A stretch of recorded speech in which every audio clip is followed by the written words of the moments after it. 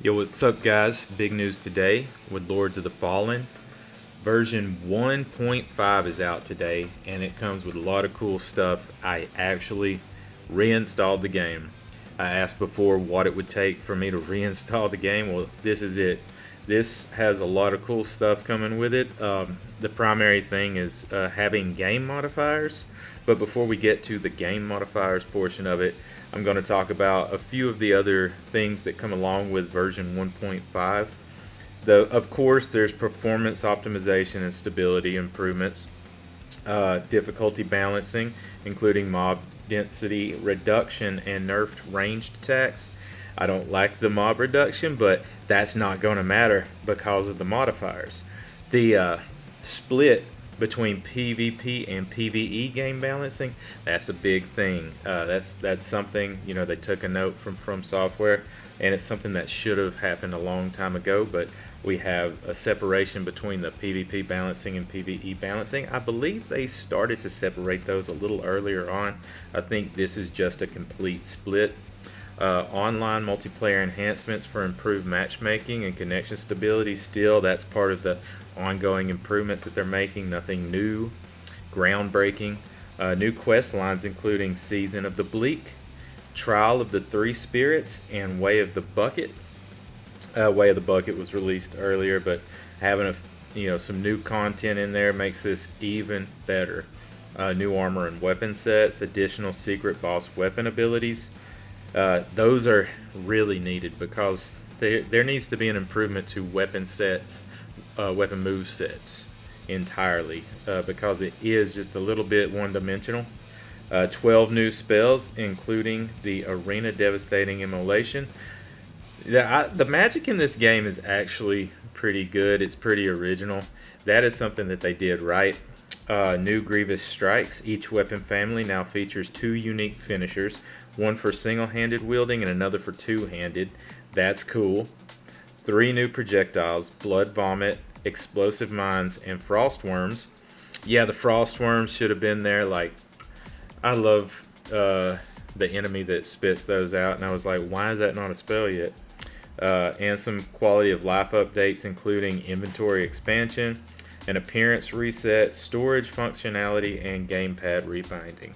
But all that being said, that is not the most important thing about this. The advanced game modifiers, that's where the whole bread and butter of this patch is. Now, what you want to do, you're going to have to start a new save for this.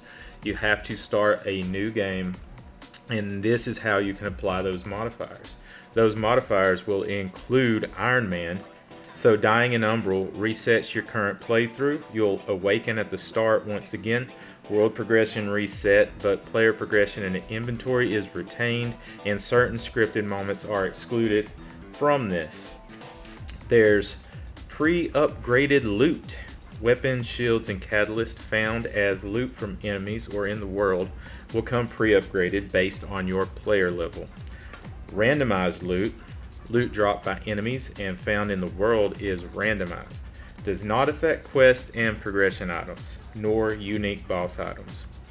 Randomized enemies. Now this is a good one because it does get really repetitive, but enemies encountered in the world now appear in a random order. Does not impact the named bosses. The world contains significantly more enemies. That's the one that I like. I like the more enemies modifier because they have nerfed mobs and mob density way down, so that can make the game more fun again. Withered healing. All healing received is withered healing and must be confirmed by dealing damage to enemies. Now that's a good one. That can balance it because the player character is way too strong in this game. That alone could be enough to really increase the difficulty level. And then for your New Game Plus, your subsequent New Game Plus playthroughs following this save, after the original game, you can choose the level of vestige decay. You can have none, you can have minor, you can have extensive, and you can have tremendous vestige decay, so you don't have places of respite within the world. And some people might not want that. Like, I kind of want to have all my bonfires, but I do want to have the increased difficulty of playing in New Game Plus and not have to do New Game Plus 0 just to have my vestiges. So being able to control the vestige decay in your New Game Plus playthrough, that is awesome. That makes New Game Plus a lot more exciting. Like I said, you're going to have to start New Game and apply those modifiers at the beginning of that save. But that's it. I think this breathes some much needed life into this game. And like I said, I reinstalled it. So I'm going to hop on there. I'm going to see how difficult I can make this game.